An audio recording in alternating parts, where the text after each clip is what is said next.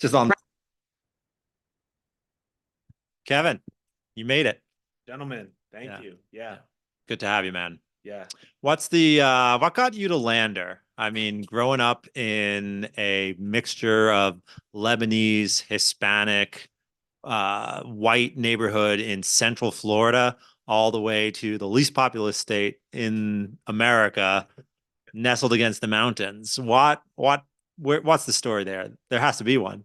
Yeah, well, obviously it's a long story, but kind of long story short is, I grew up in Central Florida, had, parents who both served in the military. So my mom was in the Army Reserves, my dad was in the National Guard. Okay.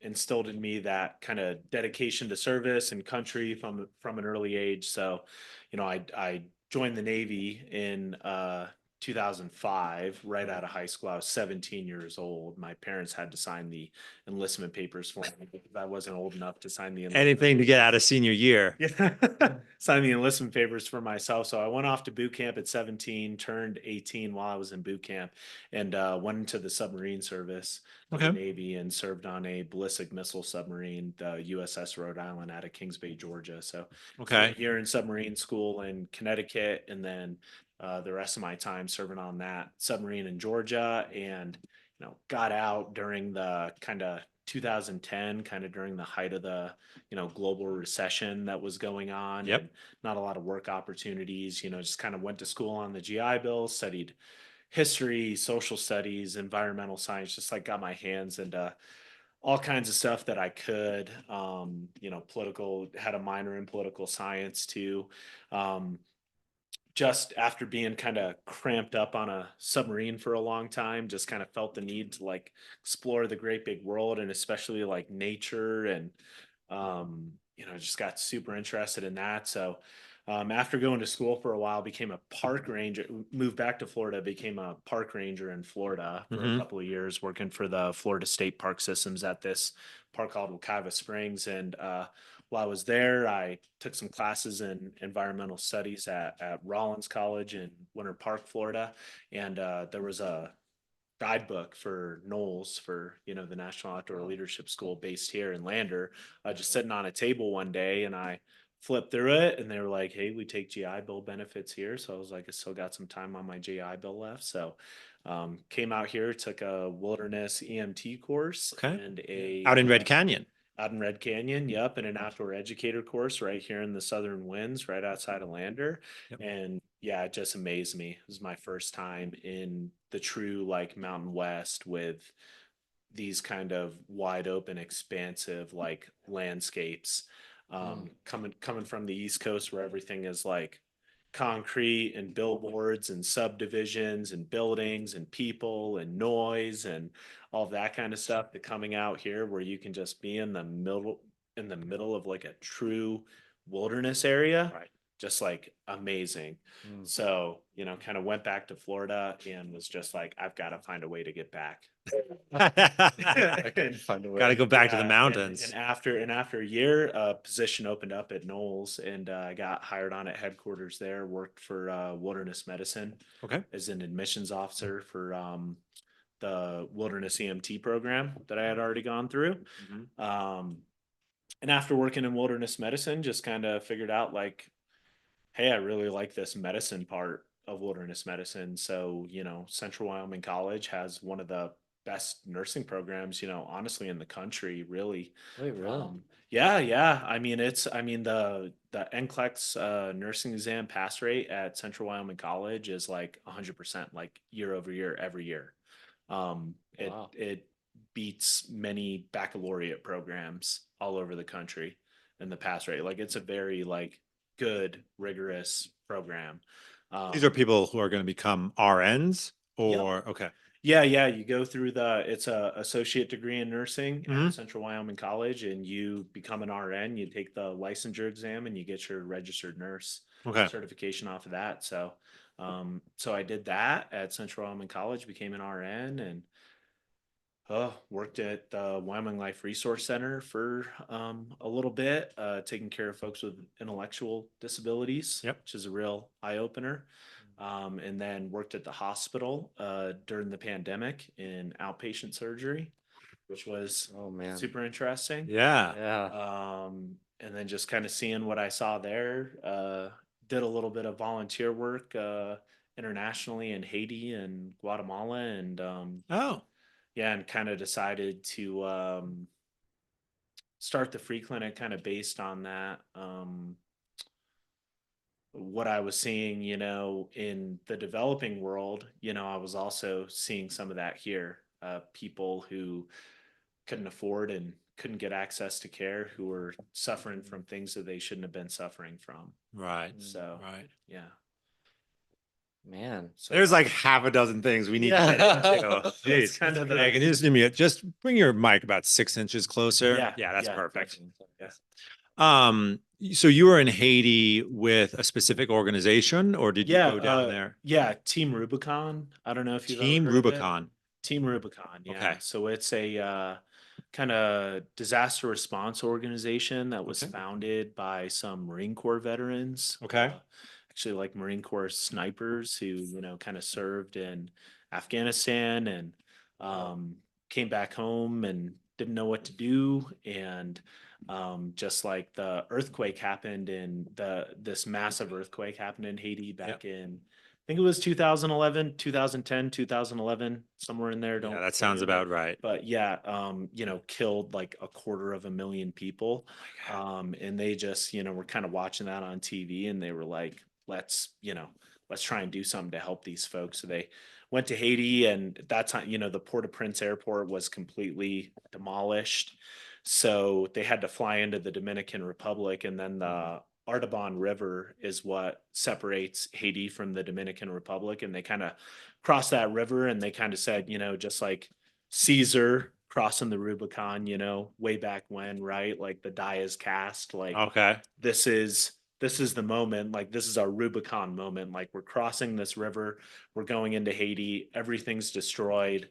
Like let's do what we can to help some folks. And that's our mission right now, so going from that like military mission to this like disaster relief humanitarian mission just gave them like this super sense of purpose. Mm-hmm. And they just came back to the United States after that and formed this organization that is now, I mean, I think there's over like 180,000 like veteran volunteers now. And Wow. Team Rubicon is this massive national organization. They now have a headquarters in Los Angeles, and they have regions all over the United States, do disaster relief both at home and internationally. So whenever a hurricane hits, tornado hits, anything like that, they bring veterans and civilians together who, want to help and volunteer, and Mm-hmm. send them out on waves to go help out people who are affected by natural disasters and medical emergencies and stuff like that all over the United States and all over the world. So Right. it's cool. Wow. Yeah. Pause real quick. Sorry about that little delay there. Nice. Okay, so you went over to Haiti in not in 2010, 2011. No, You went over there a little later.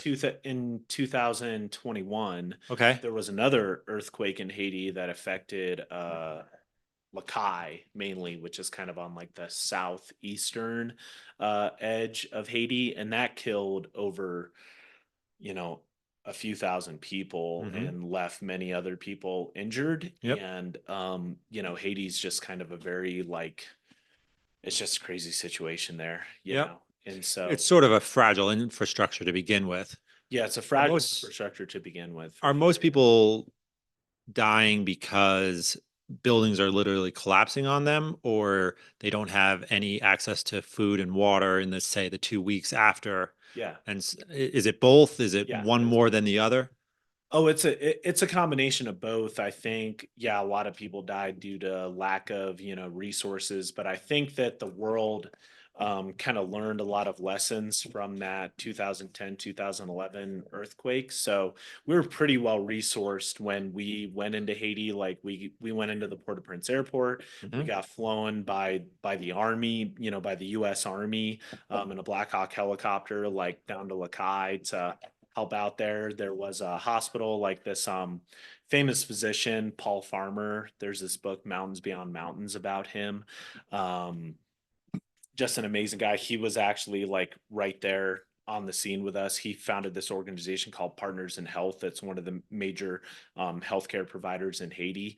And there was just an amazing physician on the ground there who was like fresh out of residency and thrown into this crazy situation, but did an awesome job. Antoine Titus was his name.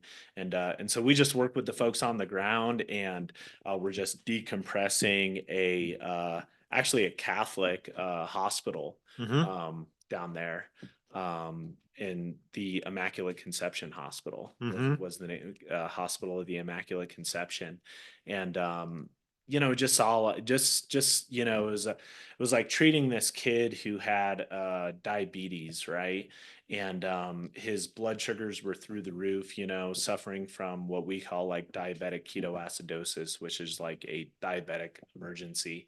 And all we could do was just, give him some insulin here and there and a little bit of other supportive care and stuff like that. And there just wasn't a lot of resources available for him. And then it was like, I was asking the people there, like, well, what happens with this kid when he leaves here? Because he's got, he's this juvenile diabetes. This is type 1 diabetes. Like, what happens to this kid when he leaves here? And they're like, well, if his family can afford insulin, he lives. And if his family can't afford insulin, he's just going to die. Yeah, he's going to die pretty Wow. soon. Mm.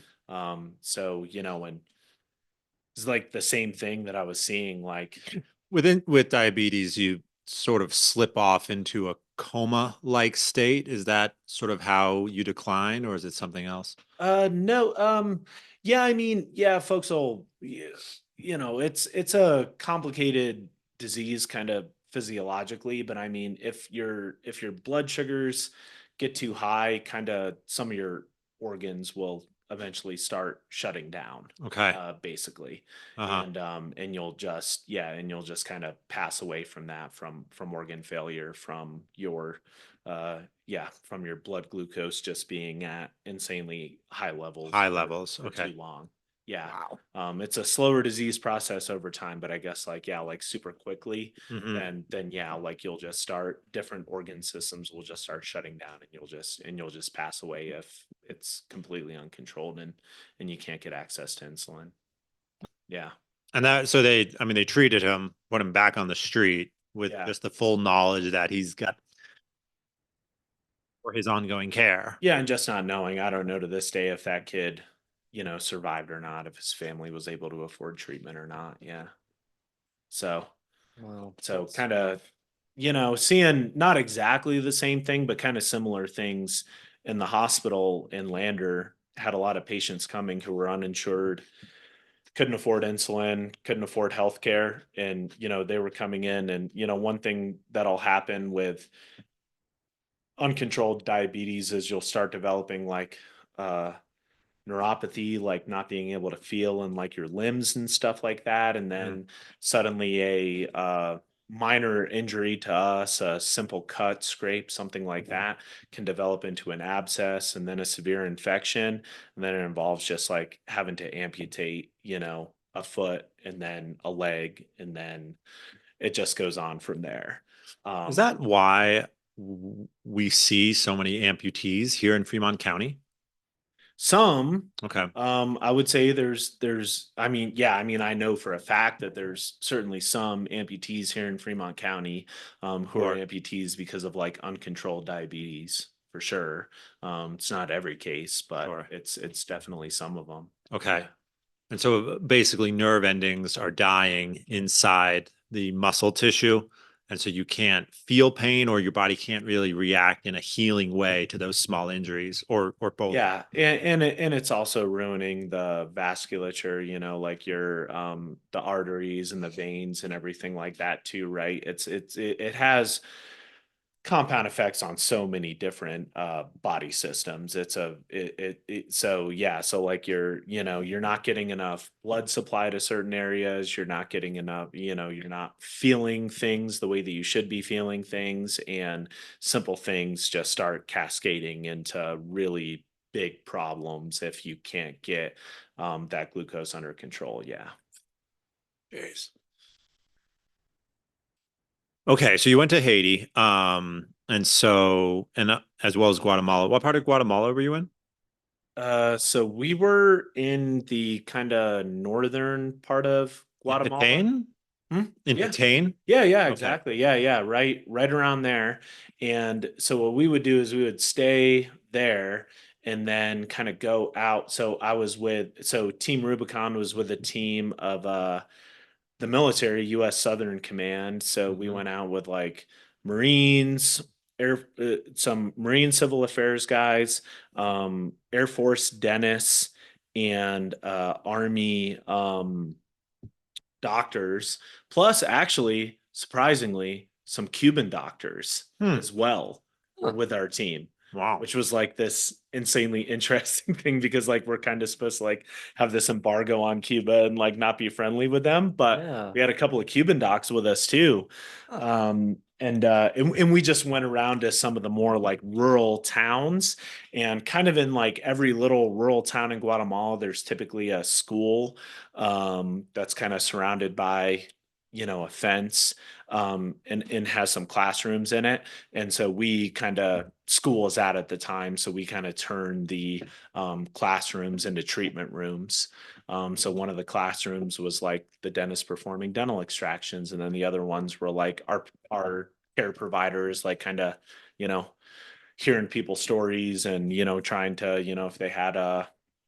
if they had a wound or an abscess or whatever might be going on, just trying to give them some, passing out a lot of antibiotics, diagnosing high blood pressure and diabetes and all of those other like things that hadn't been diagnosed before. Wow. Yeah. Why, what are your thoughts on why these countries don't have any real medical infrastructure? Does good medical infrastructure really depend on a certain strength of the local economy, or are there other things in the way to developing that infrastructure that people need? Great I question. That's mean, a huge question. yeah, that's just a massive question that goes Hmm. into, a lot of, what's the history of the, development of these countries? How many times has their, government been overthrown by juntas? And, how, how much interference has there been by other countries and their country's affair? And, all of these kind of things. I Hmm. think that when you look at the developing world, there's, maybe some exploitation by some of the more like developed countries, in those countries like economies that has caused some of that. Hmm. Um, I mean, it's just such a multi. I mean, yeah, you could write volumes and volumes of books about, like what what historical things have like led to the point that we're leading to. But Hmm. like we're Yeah. we're here now today, and people, and people need help, right? Hmm. Yeah, Yeah.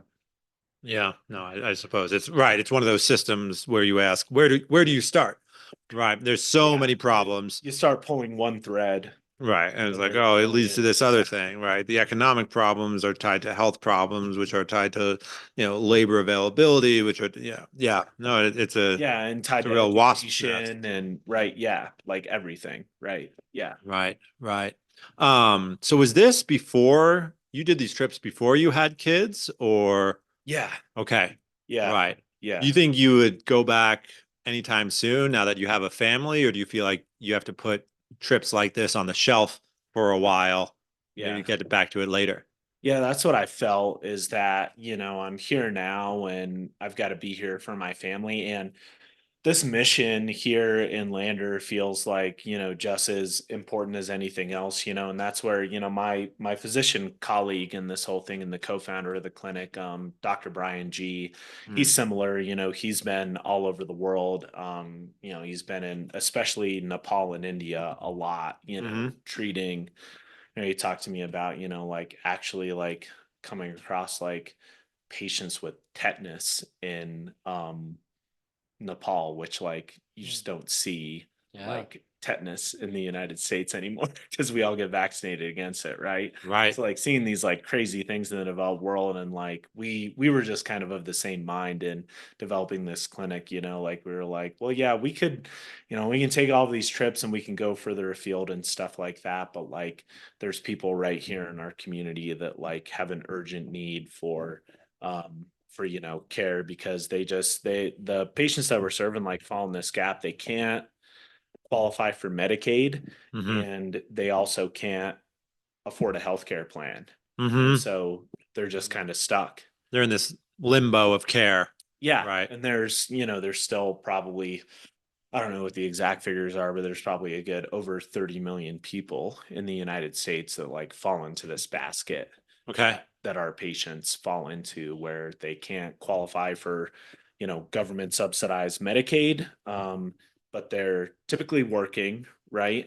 But their wages aren't enough to afford a healthcare plan, and Mm. their employer doesn't offer them Doesn't offer benefits. a healthcare plan. Yeah. So they're just like stuck. They're like, hey, we're working, we're, trying our best every day.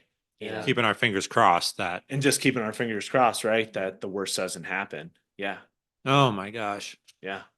Wow. Okay, so the Lander Free Clinic, you and Dr. G started it together. Yeah. Um, and how many years have you guys been operating? So we like filed our articles of incorporation in like November of 2021, started having our first meetings at my kitchen table at home, our first board meetings, and then just kind of work throughout 2022 to get all of the legal and regulatory, and teamed up with the National Association with Free Clinics and got a lot of really good guidance and stuff like that. Mhm. And then, we're finally in doing some, of course, like fundraising as well, and we're able to open our doors in February. February 6th, 2023 is the day that we saw our first actual patient, Okay. which was awesome, which was a big. Wow. So 18 months in.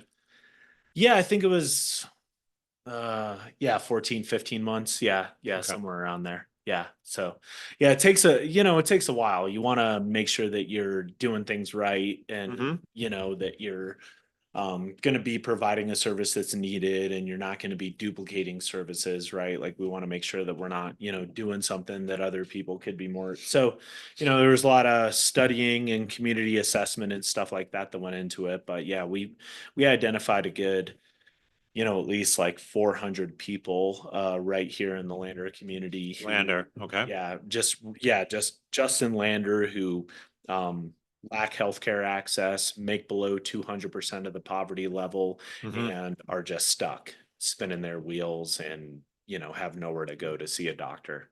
Yeah. Okay. So okay, 200% of the poverty level. So you're saying whatever the poverty level is, Yeah. if you don't make twice that, you Yeah. probably fall into this group Yeah. You fall into the where gap. Yeah. you're too rich to get Right. the Yeah. handouts. Relatively. Yeah. You're too poor to Yeah. purchase your own care. Right. Exactly. Yeah. Wow. Yeah. Man. Okay.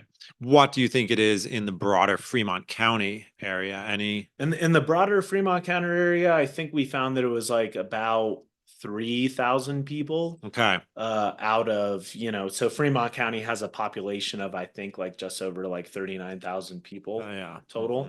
Mhm. So it's about like 10% of the Okay. population of Fremont County that probably kind of Uh-huh. falls into this area. Yeah. Yeah.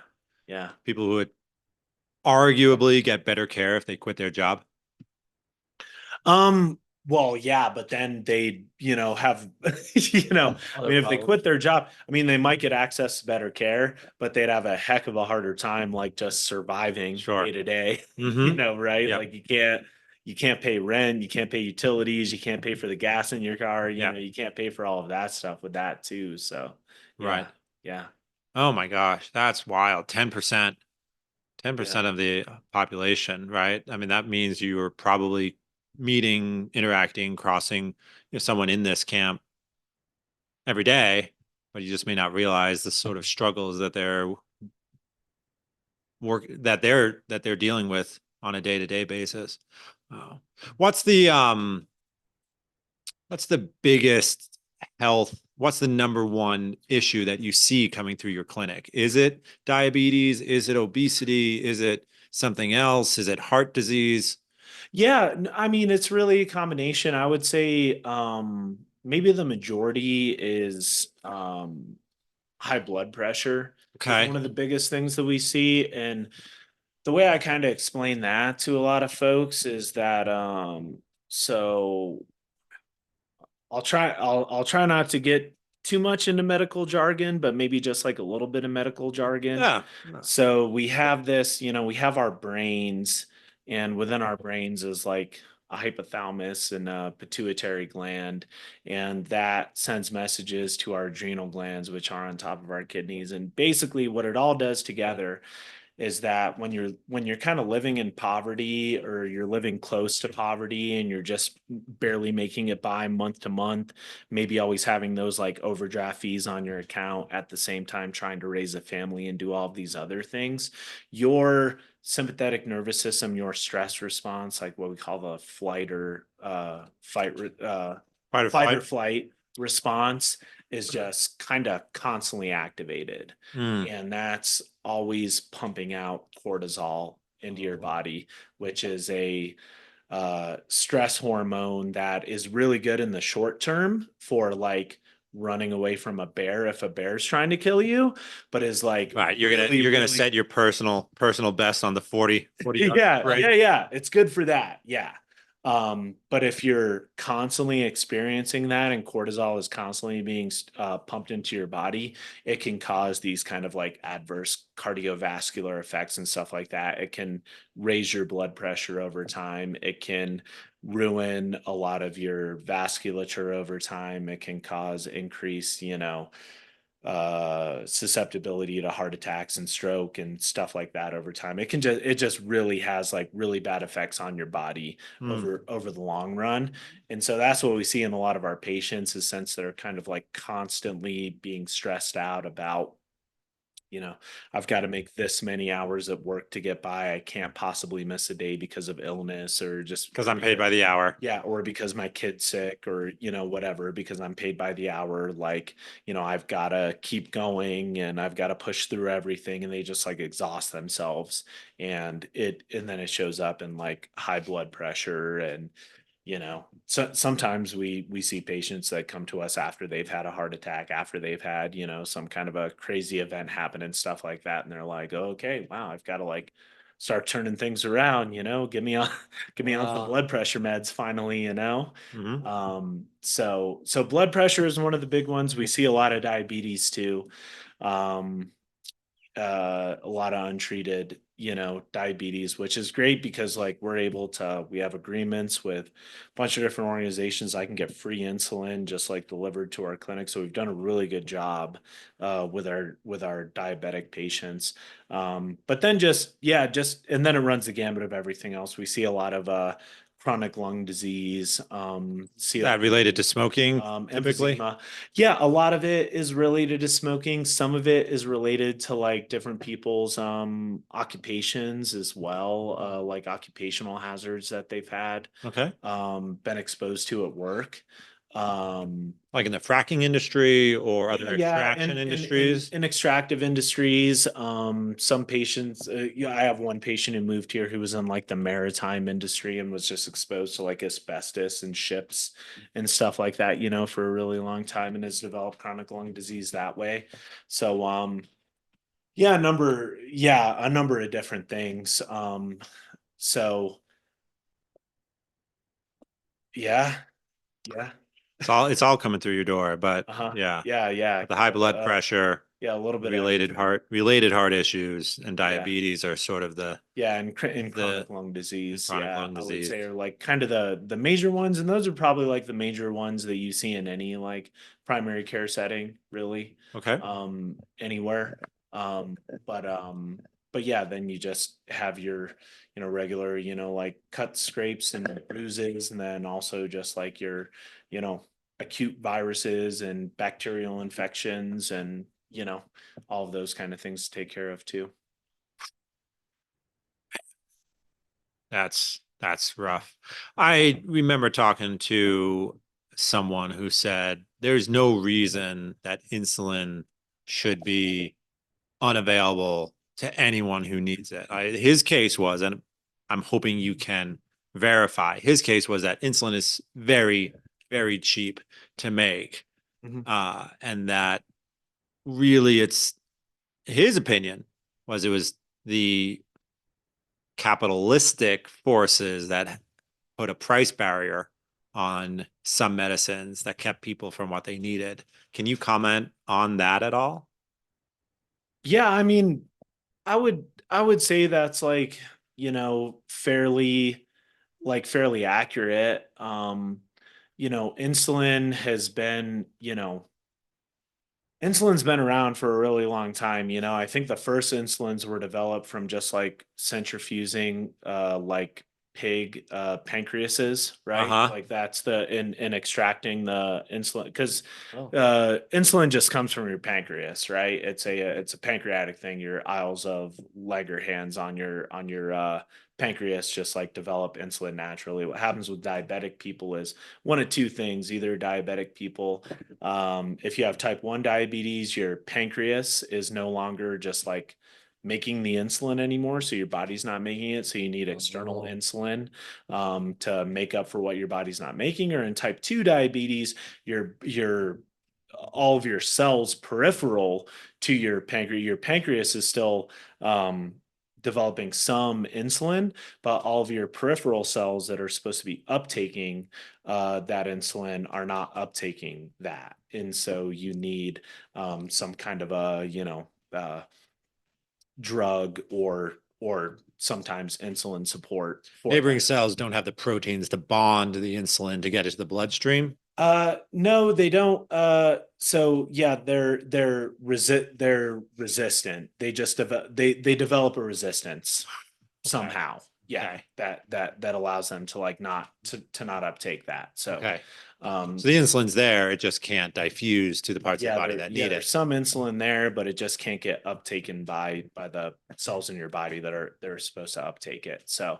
Um, so we've known about this for a really long time. And yeah, I would say that a lot of the pharmaceutical companies have probably, uh, kind of just seen a opportunity there to steadily increase the prices over the decades and make it completely unaffordable for a lot of people. And that's been a decent part of the problem. That's why there's been, kind of so much agreement. I don't know, our national politics can agree on a ton, but it seems like there's some agreement there on like saying like, hey, like, insulin should only cost like $35 a month for people who really need it, because this is like a life-saving medication. You'll still make an okay profit off of probably, you know, a $35, co-payment for yeah. insulin. But this is But going to instead, save it a might lot. cost 500 or more. Yeah, yeah, oh yeah, yeah. Wow. Certain kinds of insulin, yeah, can cost hundreds and hundreds of dollars per month. That's Yeah, crazy. yeah. If you just go to the pharmacy and ask for certain types of insulins, they'll go, um, yeah, that'll be $300 for, 1 month of insulin. Yeah, Mm-hmm. yeah. Mm-hmm. It's kind of crazy. Right. Yeah. It's like a car payment. Yeah. Yeah. Yeah. More than a car payment in a Yeah. lot of circumstances. Yeah. That's so sad. Yeah. Yeah. Yeah. I mean, in general, I'm a supporter of the improvement brought on by market forces, but there are certain Right. places where free market forces perhaps Well, lead down some dark paths. I think that that's a, is it, that's a point where you can go like, was it true? It's not actually like kind of truly free market in the healthcare world, right? Like the healthcare system is not a true free market system. It's a system that is in many ways subsidized by the government in certain ways. And then in other ways is, a lot of different healthcare conglomerates in like certain areas and the pharmaceutical companies being able to kind of conspire like behind the scenes to artificially raise prices where the thing with healthcare, I think a good example of where healthcare doesn't operate as a free market is in the free market, you're supposed to be able to shop around, right? That's kind of one of the tenets of like good free market capitalism is that, me as the rational consumer, I'm supposed to be able to like look around at like different, folks who are making different products, and I can choose the one that seems to be of the best quality at the right price. Mhm. If you have a heart attack, you can't choose the hospital that the ambulance takes you to. Yeah. You have no choice. Chester General, they have the best prices and at the market rates. You can't do that. Yeah. And the healthcare system got onto that at a certain point, and they learned that they can develop regional monopolies in certain areas, and then those regional monopolies can then kind of grow and metastasize and can take advantage of more and more people. And same thing with the insurance companies. They realize that, if we want to disperse our risk over a certain area, Mhm. that we're going to need to kind of raise the prices on a lot of healthy people and uh, you know. Uh, and also raise the prices on sick people and really Yeah. just like keep the prices going up. So it's it doesn't the healthcare system isn't a, a really good system to plug and play into traditional kind of free market forces. I think Okay, but some free market thinking has been applied to the American medical system, but there's also been basically force monopolization forces applied at the same time, and so you have Yeah. these weird features from both Yeah. systems that then affect people's health in a very Yeah. concrete way. Yeah. I mean, yeah, again, books can be written about Books can be written. Yeah. how We complicated may the- not how be able to complicated solve it yeah, how complicated tonight. the American healthcare system is. So that's why we have gone with like, a very like local solution that we can say, boy, there's these crazy systemic forces out there with the insurance companies, the pharmaceutical companies, healthcare conglomerates, all these different things that are really complicated. But like what we can do right here in Lander is we can try and, fill a hole that has been created by Kind all of of those fly under the different radar of all yeah, of those things. of all of those things, yeah. And just, by asking, our local community and donors and grantors and all of those kind of people to like help us out to, try and reach these people who are being neglected and forgotten by that system that has multiple different motivations for doing what it's doing. You are supported by donations or grants or a Mhm. combination of both.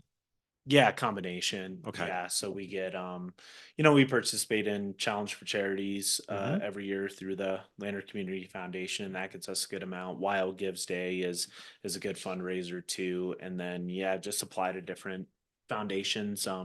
The Foundation for the Episcopal Church in Wyoming has given us a good amount, and the Trinity Episcopal Church gave us our space to have our office and our exam room there, which Mhm. which has been super great. So they've been, kind of great supporters of us, and then just constantly applying for grants from other foundations. Kind of all yeah, you kind of cobble things together from multiple different sources to make it happen. Right, right. Wow. Do you have anyone on your staff that does the fundraising and grant writing full time, or is that a hat you have to wear Yeah, part time? yeah, it's just Talking about raising your cortisol levels. yeah. Yeah, it's just one hat among many.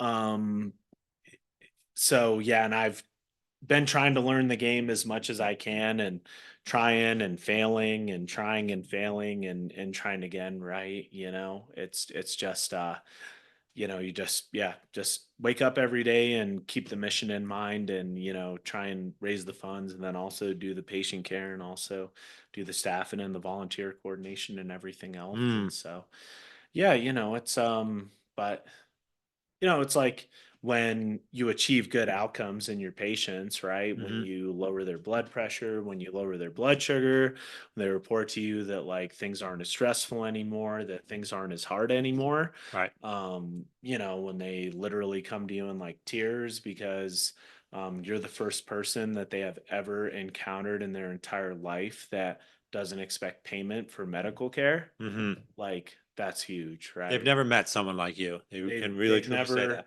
they've never come across somebody who they're like, okay, you're going to give me medical care, but like, okay, what does it cost? Like, what do I owe you? Right. And we say, no, you don't owe us anything. You don't have to pay. Like, just we have like tissues on our table that Right. get pulled out all the time because they've just never heard that before in their Yeah. lives. Yeah. There's Yeah, no shakedown on your way out the door. yeah. There's no shake. Yeah, exactly. Yeah, yeah. So. Wow, man, that's a powerful mission. Oh. What got you like what was the impetus for making Lander Free Clinic? Like was it just seeing the problem and wanting a solution or was it Yeah, yeah, and just kind of being, a little after pandemic, I think, just being a little burnt out on the healthcare system in Mm, general and all the gaps I saw in it yeah. and just wanting to do something to fill that gap in just a little bit. And Mhm. it's not perfect. There's kind of a saying that like, you know, better is good. I really believe in that. But mm, like, every day when we wake up, like if you want to make the world perfect every day, you're gonna fail every like Yeah. it's not gonna happen. You're not going to remake the world in your own idealistic image, every day that you wake up. Like it's just not gonna happen. mm, But if you can make things better for some folks, Yeah. if you can improve their lives a little bit, then that's a good day. That's just a good day. Yeah. Yeah. wow. That's amazing. Yeah, just moving the ball upfield, not thinking we have Yeah. to get the touchdown every single day. Yeah. What I'm curious, what conversations did you have with your wife being like, all right, honey, I'm gonna go do this thing. I may not get paid. It may not work. No one else is doing it in the entire state, but I think it's what we need to do. Well, fortunately, my wife is a really strong, awesome woman who has made a great career for herself. She's a writer for she we actually met working at Knowles. Oh, So wow. she was on the creative team at Knowles being a writer for them, and then she moved on kind of after Knowles had a lot of shakeups and Yeah. layoffs, during the pandemic, and Yeah. she ended up going to work for Stio, which is a outdoor apparel company based out of Jackson, Hmm. and she became their copywriter, editor of all of their, publications that they put out and the little tags on the clothes and the catalogs that they send to people's mailboxes Oh, and stuff like that. So she's become their kind of head copywriter and so has done a really awesome, just had a really awesome career herself. So, we kind of felt comfortable with like, you have a really good career going and she's able to work from home, which is awesome. Hmm. that's really nice. And Yeah. so, we'll kind of take this, yeah, we'll take this risk. Um, and we'll try and do this. And yeah, she's just very supportive because she knows the lights a fire in me, right? Like your spouse, your partner, like knows you better than anybody does, and they can kind of see when you're burnt out on something and you need a change. Yeah. And and she just saw that that fire behind my eyes, right? That was just like, we're gonna make this happen. And she was like, yeah, yeah, let's do it. So yeah. Hmm. That's incredible. Yeah, because the way you're setting it up, that's a hard pitch, you know. Yep. Might not work, might not get paid. Yeah. Right. A lot of Right. people are counting on it, but who knows if it'll work. Right. Right. Uh, Right. There's a bunch of people with no money, and we want them to be our clients. You know? Like, okay, Mother Teresa, like, all right, tell me more. Yeah. What burnt you out? Because you were working at one of the local hospitals Yeah, here here in in St. Lander. Louis. Oh, Yeah. I didn't know if you wanted it named or No, that's not. okay. Yeah, yeah, Yeah. yeah. I And mean, you got burnt out from the COVID events. Is that, am I reading you correctly? yeah, I mean, just uh I think it's tough having working for a hospital that has a complete like profit incentive, I Okay. think is maybe how I'd put it gently. Just it's tough seeing patients get turned away when they really need something They really need it. and they can't afford to pay for it, you know. Uh-huh. mm, That just kind of when you see that happen a few times, and then you see that happen a dozen times, and then you see that happen a couple of dozen times, that's just what really started to wear on me, is like yeah. seeing people turned away who really needed stuff to happen, but they Right. couldn't afford it. So it was just a hard no. It was just a, we're Mm, not going to do that for you, Uh-huh. and figure out something else, or just, Get back in your car and go back and suffer. yeah, and maybe, yeah, just go back and suffer and maybe even die, right? Mm-hmm. Because because you can't afford this. So, Mm-hmm. um, you know, and it's just a reality of a lot of our healthcare system, that conversation happens all over the United States every day, Mm-hmm. to one patient or another, somewhere or another, that Mm-hmm. oh yeah, okay, you're uninsured. Well, just go home and suffer, go home and maybe die. Yeah. Mm-hmm. So um just mm, yeah, just wanting to try and do something. And we obviously, we're still, there's only so much money you can raise and so much you can do for our folks, but we'll try and move mountains for our patients if we possibly can at the clinic, and do whatever we can to um try and make their lives just a little bit better, and extend their lives just a little bit, and yeah.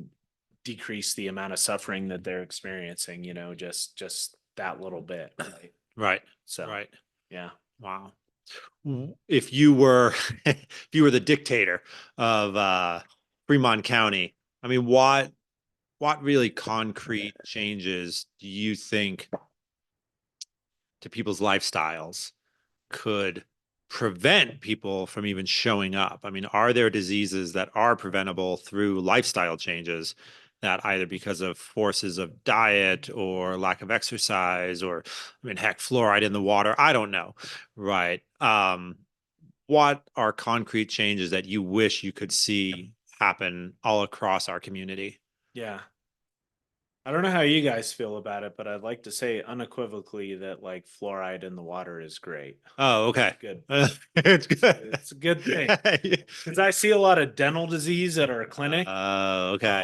And we have very high dental disease rates here Okay. in Fremont County, and I think a lot of it is because of the unfluoridated water, honestly. Oh, we Yeah. don't. Okay. Yeah, I have not looked enough into the fluoride okay. question. Yeah, it's Yeah. yeah, I would rather water be fluoridated than not. Yeah, Okay. just because so many people lack access to actually be able to see a dentist, because again, Hmm. dental insurance is on top of health insurance, and if you can't afford health insurance, you obviously can't afford dental insurance, right? And to see a dentist and stuff If you're like having that. So, heart trouble, you're not yeah, worried if you about your wisdom teeth. yeah, Yeah. exactly. Yeah, you have other bigger problems, so your teeth are decaying and, yeah, not being Yeah. taken care of.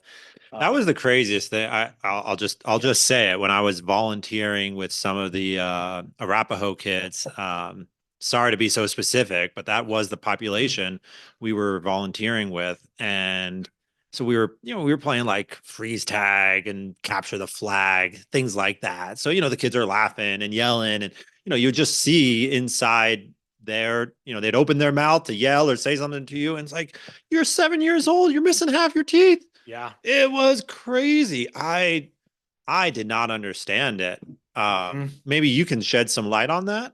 Is it is it mostly diet related that's going on there? I mean, we're 7 year olds. They got like five or Mhm. six fillings, five or six caps. Yeah. So uh, something that I'm doing a lot of research on and studying, and I'm starting my doctoral degree in nursing here this month. Wow. And the what we call what a lot of these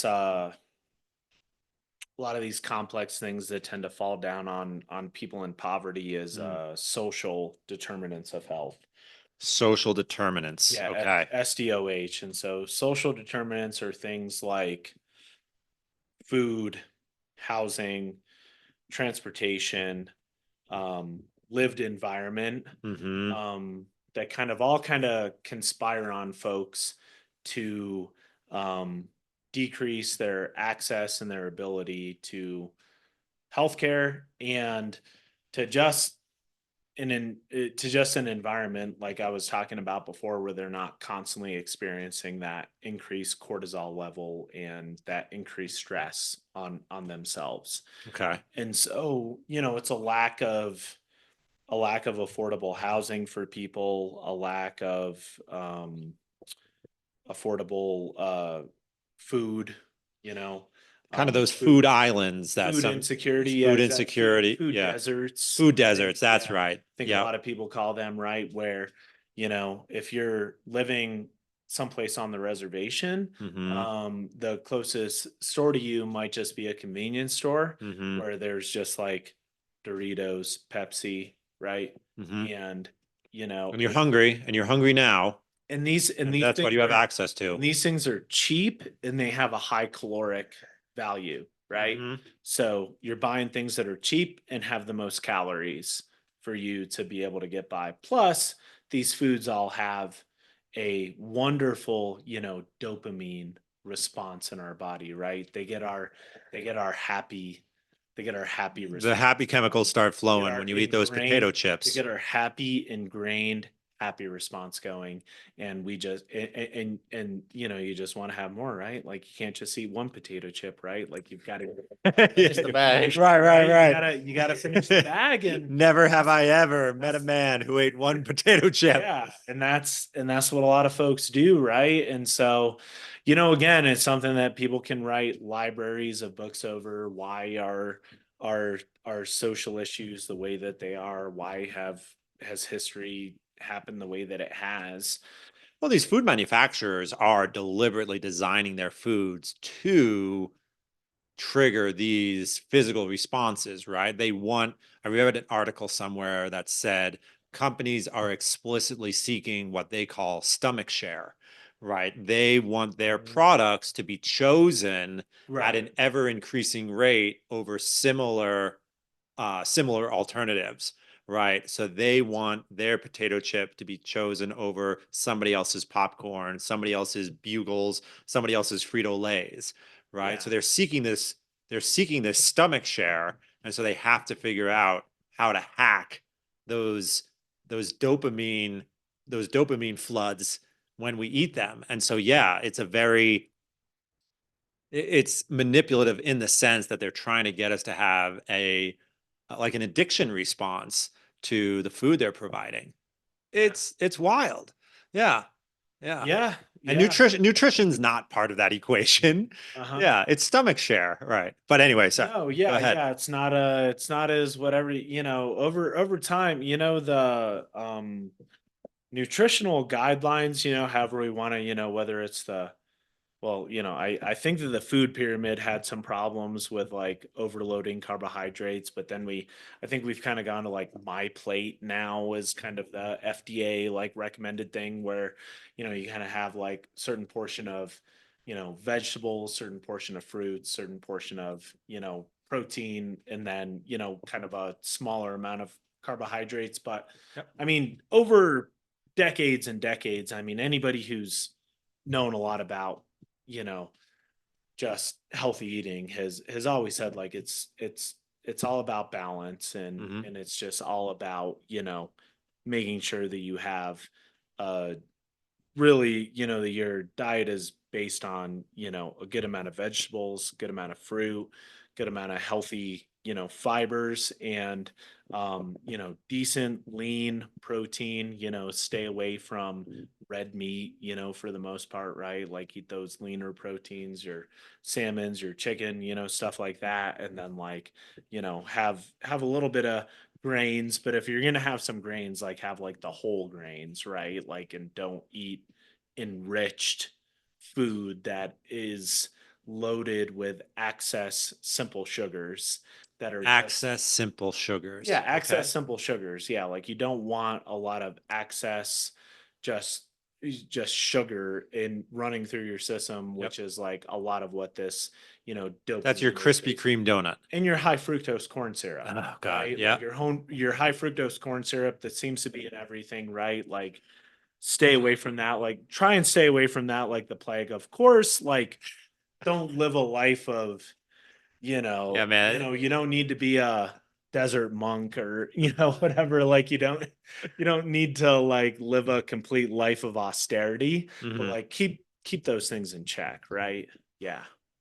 Talk about increasing cortisol levels when people, first were telling me like, oh man, you got to check the ingredients, turn it over. I know it says organic, I know it says or all natural, but turn it over. Yeah, exactly. Yeah, yeah. Really, High fructose corn syrup. exactly. Yeah, You really, can't get away from it. really read into that stuff because you can put a natural label on anything you want. You can put a, family farm label on anything you want, right? Like you can put all these labels on stuff that like Mm, kind of confuse people and make them think like, oh, this is good for me, but like, right. There's no law that we says you can't no. have a little girl holding a chicken on your box of eggs. Yeah, the rule that I tell my patients about like going to the supermarket is to like stay on the outside, Yeah. right? Yeah. Just That's what I've been stay on told. the outside of the supermarket. When you go into the interior aisles, that's where all of the stuff that's loaded with the high fructose corn syrup and the crazy carbohydrates and all of that kind of stuff Mm, is for you.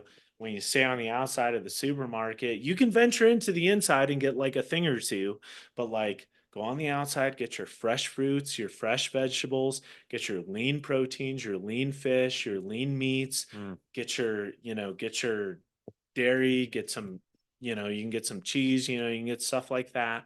Um, and try and if you keep your diet mostly to that stuff, you're gonna do great and you're gonna feel a lot better.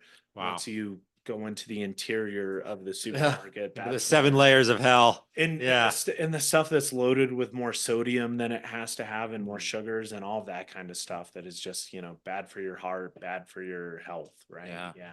Okay. So for you, you think about just those community-wide health problems. You really see diet as being one of the real issues that we have here in Fremont County. Yeah, and diet is one of the ways like we need to, like we need to help out with. So, first our first lady of Wyoming, Jenny Gordon, has the Wyoming Hunger Initiative.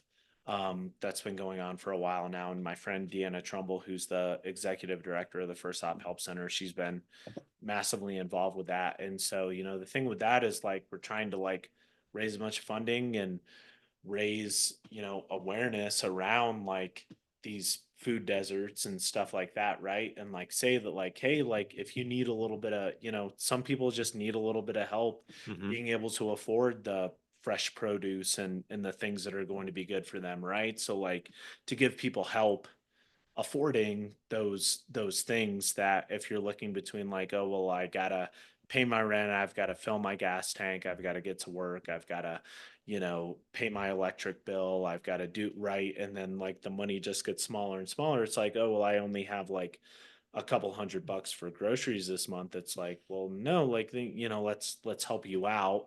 Let's give you a 400 or $500 for groceries this month so that you can go ahead and get the fresh peppers and the mushrooms and the and the apples and the oranges and, Mm, the bananas and the, the stuff that, the eggplant, whatever stuff that's going to be good for you and is going to like actually like nourish you and your family and sustain you and make you healthier in the long run, right? right, right. Instead of things that are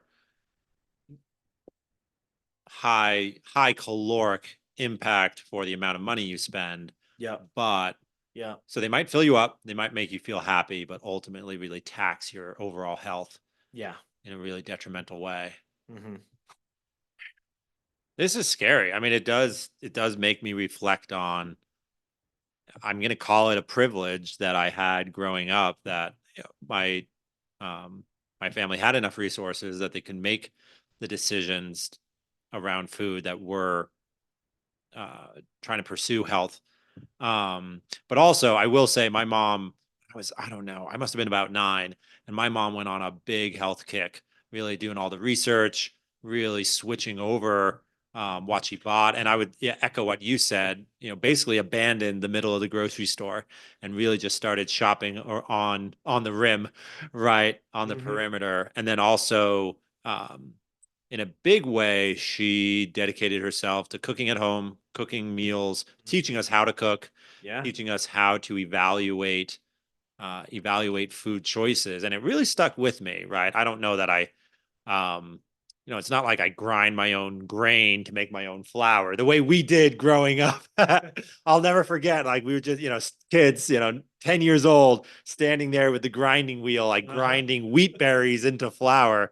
I can't say I'm doing that, but to have that awareness of the basic alphabet of what makes food healthy versus not was something she really gave all of my siblings, and it really does stick with you into your Yeah. adult life, and it makes a difference. So Yeah, yeah, that's it was huge. Yeah. powerful. Yeah, that's great because a lot of people don't have those models in their life, right? Mm, They just have parents that are super stressed out and working multiple jobs and trying to get by and just like, stopping by Taco John's or whatever, and like that's dinner for the family or McDonald's or whatever, because and it's so quick, right? yeah, because it's quick, but there's ways, you can make a meal in 30 minutes that's insanely nutritious and like Mhm, really good for the family, right? But you just need to know how. And a lot of people just really don't have that education, right? And so in Fremont County, we do have like a sensible nutrition program, which is mhm. pretty cool Yep. for some of the lower income folks in the county. And so that teaches, that's where like lower income folks can like show up to these classes and learn how to cook. And at the end of the class, they actually like get like an Instapot or like a rice Oh, maker, cool. like stuff like that that can Yeah. like help them Yep. like eat healthier meals and like pots and pans and stuff too to like help. So that's like a really cool thing that we have going on that like some people aren't clued into, but we try and tell our patients about. So Yeah. yeah. Wow. Okay. That's really powerful stuff. Should we take a quick break? Sure. All right. Mm-hmm. Also a Marine Corps sniper. Mm-hmm. Um, Clay Hunt went to Haiti with him, was in kind of the um, initial days of Team Rubicon, and then unfortunately he, chose to end his life. From kind of just that like untreated PTSD, that we see in a lot of the veteran community. Yep. And Clay, so Clay's legacy kind of lived on in Team Rubicon through the Clay Hunt Fellows program. And so after I like deployed to Haiti and Guatemala, I got picked up on the Clay Hunt Fellows program through Team Rubicon, which is kind of like they've developed into like this kind of like leadership development slash like personal development kind of thing, and kind of learning who you are and where you come from and what your real values are. And so I was going through that Clay Hunt Fellows program at the same time that I was like developing the free clinic and going through all that legal and regulatory burdens and stuff like that. And so like that really, helped me out a lot. And that's like kind of the legacy of Clay, and his parents were still, involved in the program and got to meet them. And it was just a huge, yeah, really moving opportunity. And Clay Hum was from Houston, Texas. And so we got to kind of participate I think it was Hurricane, say it was Hurricane Irma. I don't know. Can't ever keep track of like different hurricane Yeah. names, but bad hurricane hit Texas back in I think it was like 2017 or so. Houses are still being rebuilt from that. I mean, it's like especially in the low income areas.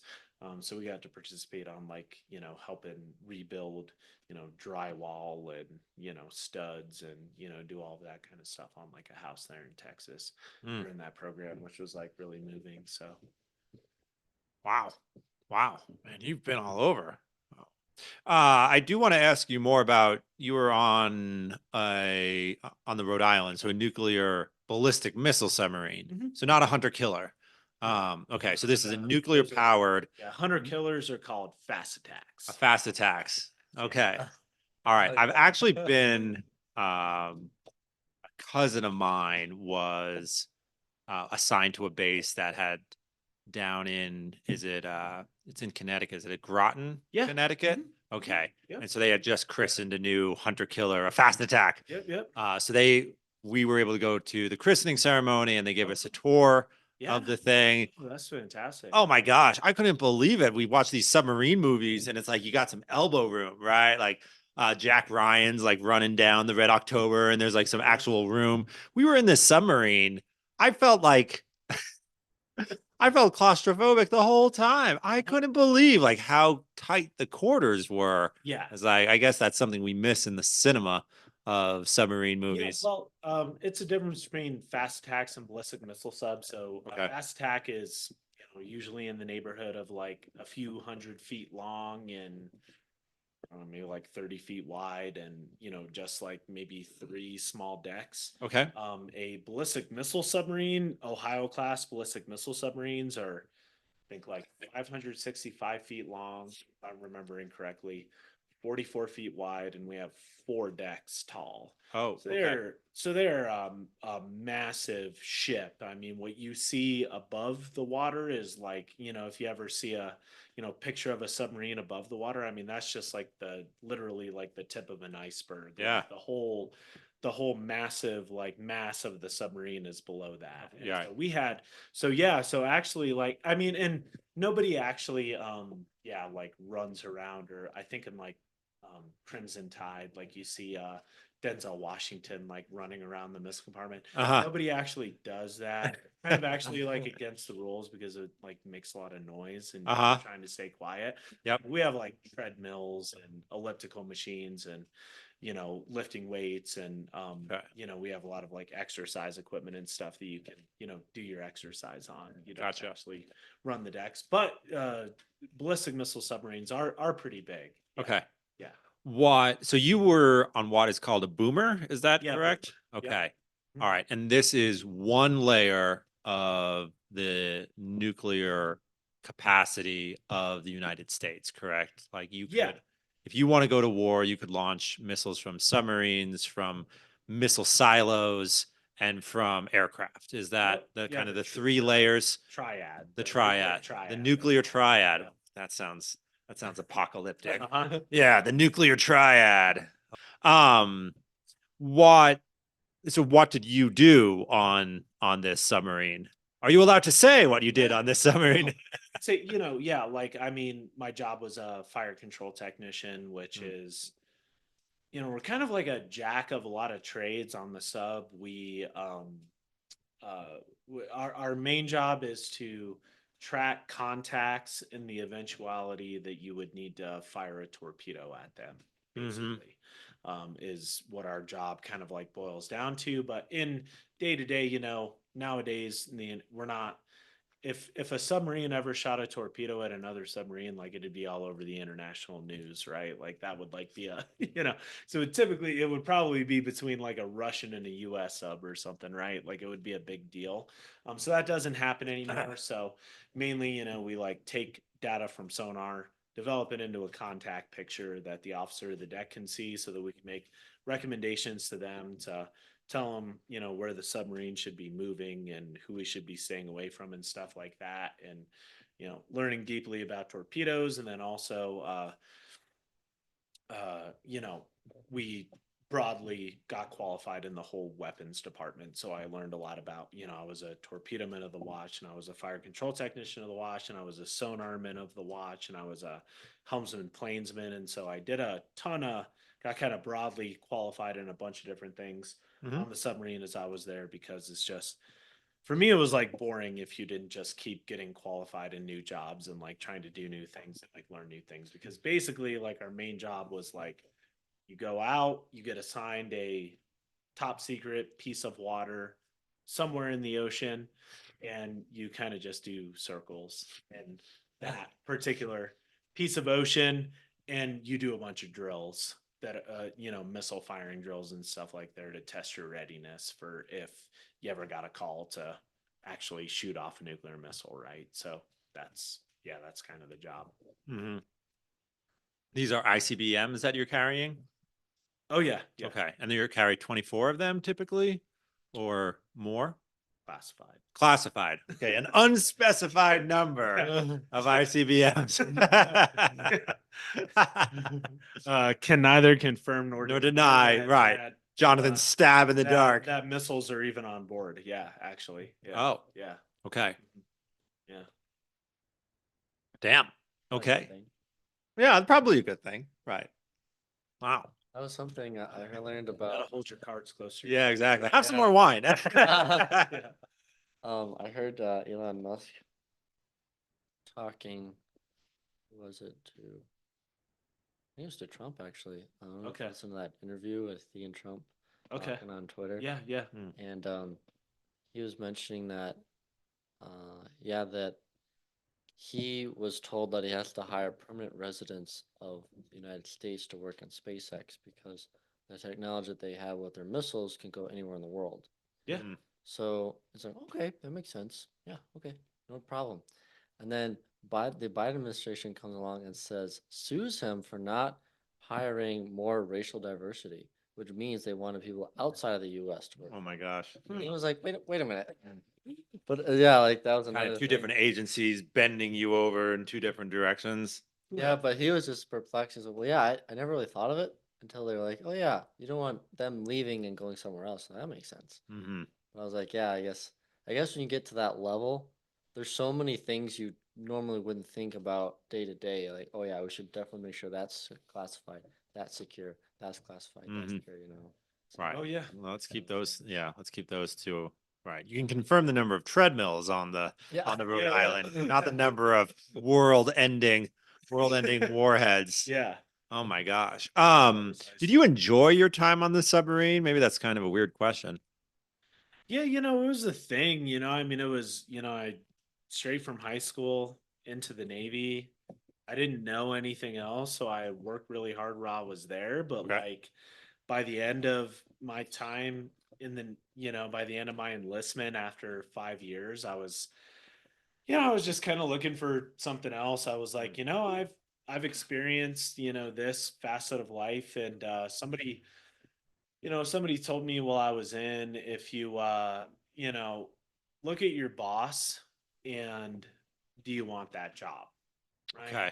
Like, that's what they told me about, like whether or not I want to stay in the Navy, and Mhm. I looked at all of my bosses, and I was like, I want their job. I don't want their life. I don't want that lifestyle. Mm. I'd rather just like try my hand in the civilian world and like, see where things take me. So Right. that's where I went. You would be at sea for 6 months at a time? My longest patrol was like 88 days, and my shortest patrol was 37 days. Hmm. So it depended. And I had 6 patrols. Yeah. Hmm. So yeah, between that.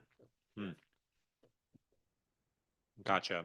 When you come into port, how long is a typical port stay? Well, ballistic missile submarines don't really visit ports anymore. We just stay out in the ocean. That's it. You don't get. Oh, And supply don't get ships flying. bring things to you. No. You load up with everything you need before you leave. Oh. Every once in a while, you do get resupplied by Hmm. tugboat. Hmm. But for the shorter patrols, we were totally self sufficient. We could just stay out and didn't need any resupply. You're carrying enough food, enough Mhm. flour and you do your own desalination for water, Yep. I And assume. and you have a nuclear reactor, so that obviously, So that runs the well, lights. yeah, that obviously runs everything. So yeah, you can just load up and stay out for a while. Yeah. Wait, so how did you get back and forth? Like when you were on the sub, like in your patrol was done. Hmm. Like, did you just? How did you get back to land? They just send a tug to pick up crew members who are going on shore leave. Oh no, I mean you don't. Yeah, the sub doesn't say. I mean, you still come you come back to your home port. Okay.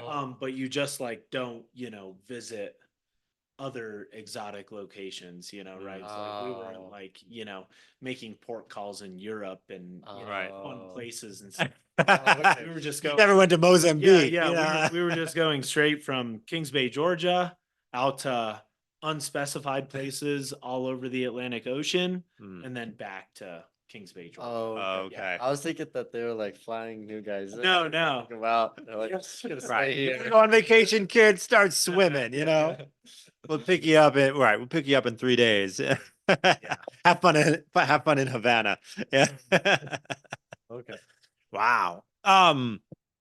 Were there how did your time on a piece of equipment that's part of our nuclear arsenal, did that change your thinking or inform your thinking about the possibility of nuclear conflict in the world? Yeah, it definitely changed my thinking about like why is it necessary that we have, you know, tens of thousands of nuclear weapons all over the world, right? Like that's something I thought about a lot. Like, why is there such a mass proliferation of nuclear weapons? Mm, And we don't, I think, when I got out of the Navy, I think I saw it interesting. There was like an article I read by like this lieutenant colonel in the Air Force who kind of said that, the optimum amount of nuclear weapons that we could probably have and maintain, that nuclear triad and everything would be fine is like somewhere in like the 200s. You can Wow. maintain a perfectly fine nuclear deterrent that nobody's going to try and mess with you with like a couple hundred nuclear weapons, and mm, and you don't need more than that. And we in the United States has thousands. I mean, I think at our and this is stuff that you can just find on Wikipedia, but I think that like Wikipedia probably says that like I think Kings Bay, Georgia has thousands of nuclear weapons there alone, just at that base. And there are, there's many other bases that have thousands of other nuclear weapons all over the United States.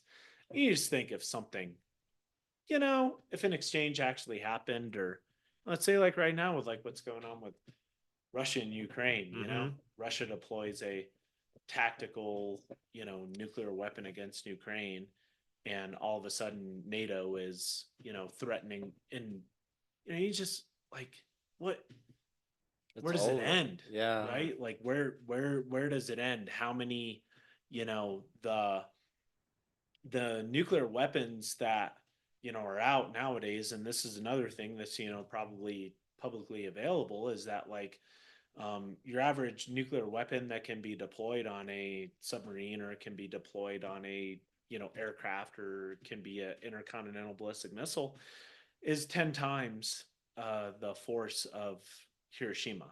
Yeah. 10 times what happened at Hiroshima.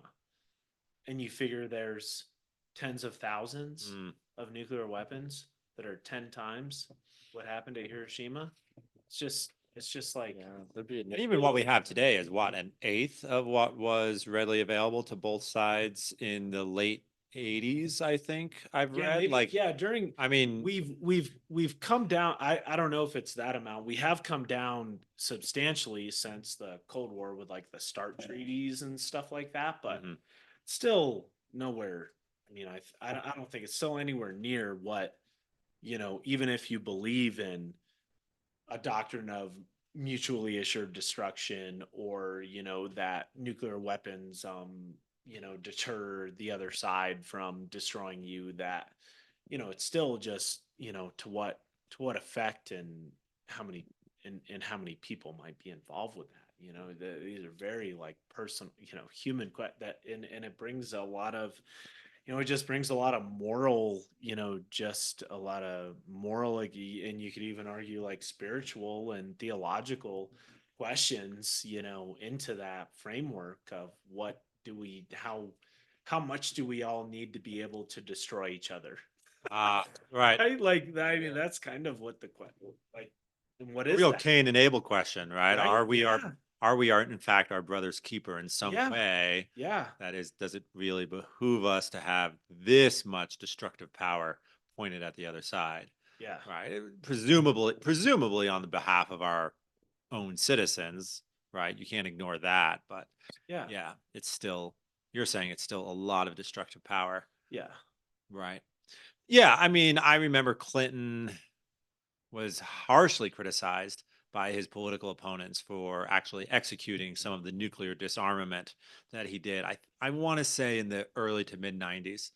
Um, I remember reading about it more than I mean I was like 6 when it would have happened, so I wasn't Right. thinking about it then.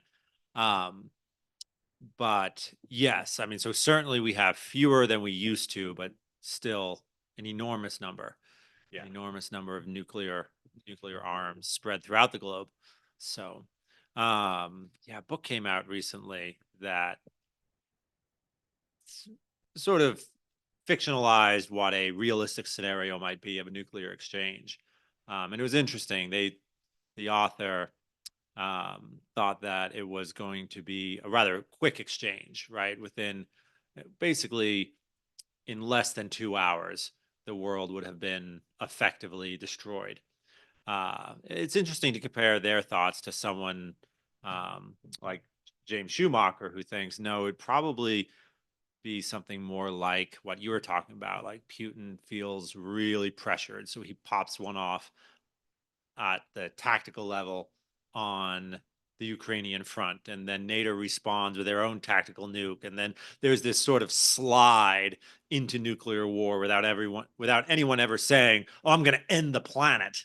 Mhm. It's no, we have this tactical goal. Now we have this tactical goal. Now we have this tactical goal, and before we know it, we've exchanged 30 nuclear warheads along a specific continent. Yeah, who knows? I mean, that's kind of how World War I went, right? Hmm. Like it was all of these tactical missteps that led to massive strategic failure and just this unconscionable, loss of life Mm. where, antiquated tactics met modern Modern machinery technology, and yeah. Yeah. Right, and right. just resulted in this crazy thing. So who, because it is, like just like in World War I, it was a new frontier. The deploying nuclear weapons on a large scale is just a frontier we've never been to before. So Mm, yeah. wow. What was it like? You were mentioning before we went live, you're talking about growing up in a really diverse neighborhood. You mentioned there were kids who were the children of Lebanese immigrants, Cuban immigrants, Dominican immigrants. Mhm. What was it like growing up in that diverse of a neighborhood? Do you feel like you witnessed something that most Americans don't?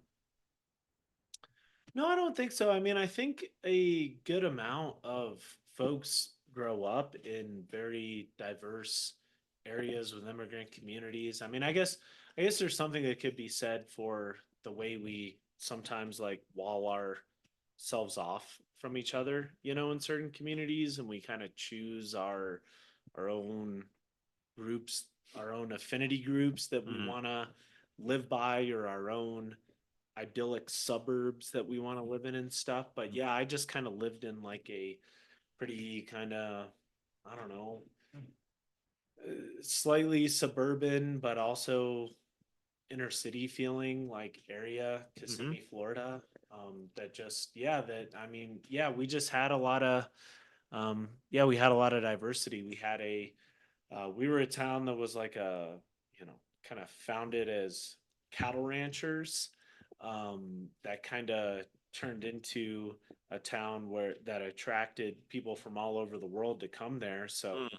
we had uh, instead of President's Day, we got Rodeo Day off of Uh, school. We had a rodeo day on the Friday before President's Day. okay. We would always get that off of school to see the rodeo. And then Okay. we also had like a Latin flavor dance troupe at our school. Oh, So it's like Latin flavor dance troupe Much more fun to watch than your normal cheerleaders. yeah, Yeah.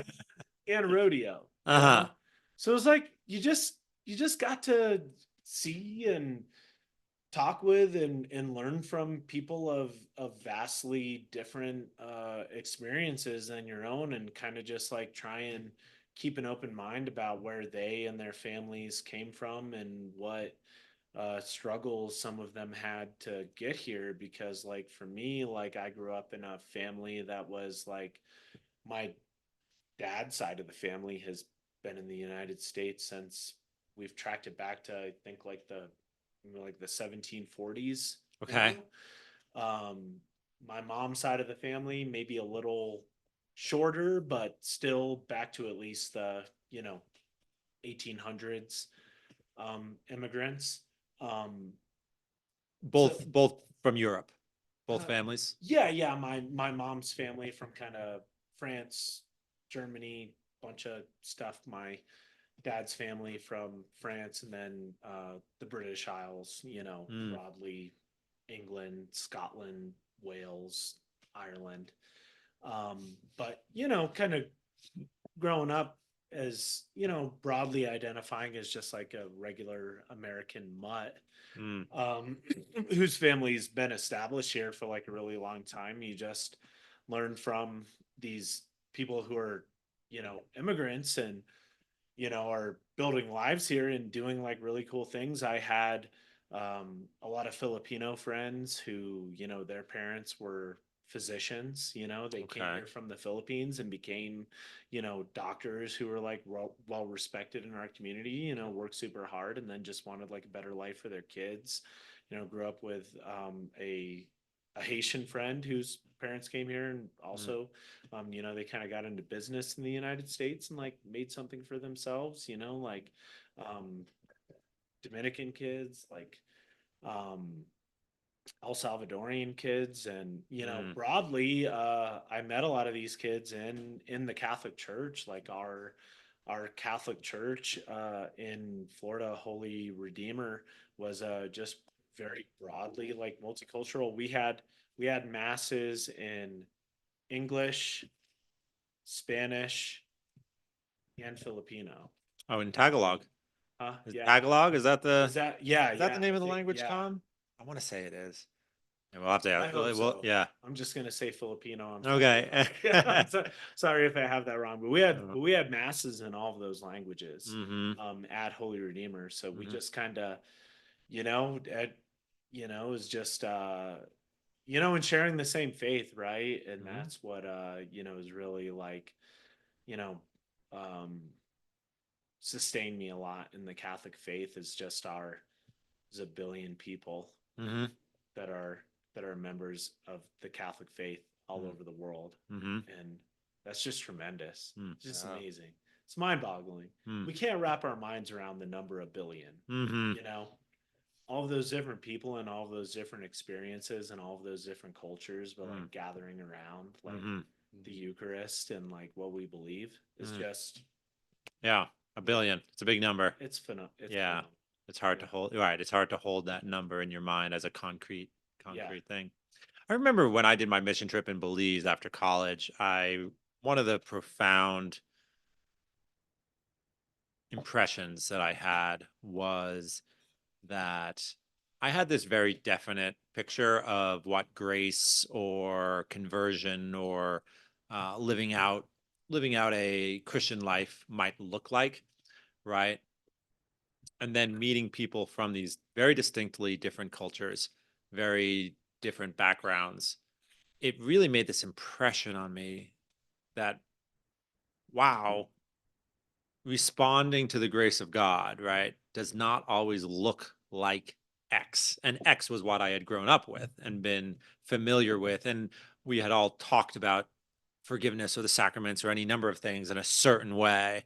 And all of a sudden, I was meeting these people who were also serious about the Catholic faith, but they didn't talk about grace the way we did. They didn't perhaps even express certain things at all. And yet they were on the same path, but with an entirely different vocabulary.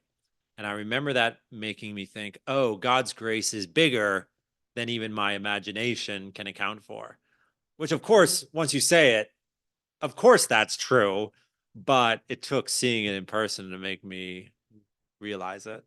Oh, yeah, it was a powerful experience. Oh, Yeah. yeah. Your so you left Florida at 17.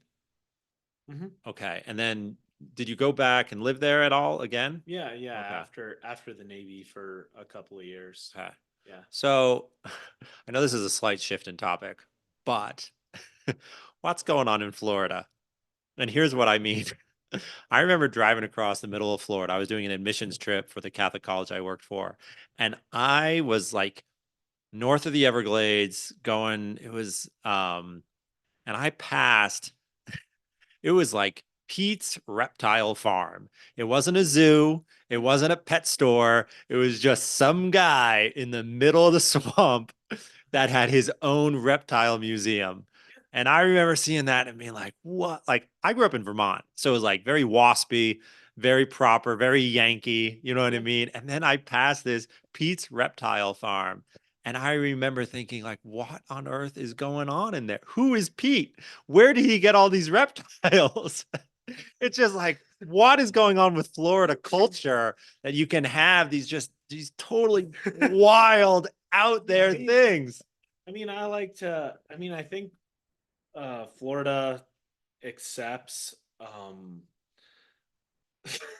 some of the rejects from Oh, I don't know, from the rest of from the rest of the United States. Like I yeah, think like Florida is just it's a place where so many different people and cultures and ways of being coexist. It's right. astounding. It's also a place that has had, a tremendous, there's look up FBI investigations in Florida, you will find a ton. Really? There's a lot of fraudsters and crooks and Uh-huh. hucksters in Florida. One of a good author, if you want to kind of explore Florida culture in a fun way, is Carl Hyacin. Carl And Hyacin. he's Okay. written some cool, just look up like Carl Hyacin books. Okay. He's Tourist Country, I think is one of the really good ones. But he's it's just it yeah, Florida's a wild place, and it's been, it's attracted people of different political ideologies, different, Mm, all kinds of different folks just kind of intermingling there and figuring things out together. So mm. yeah, and obviously there's the Florida Man meme.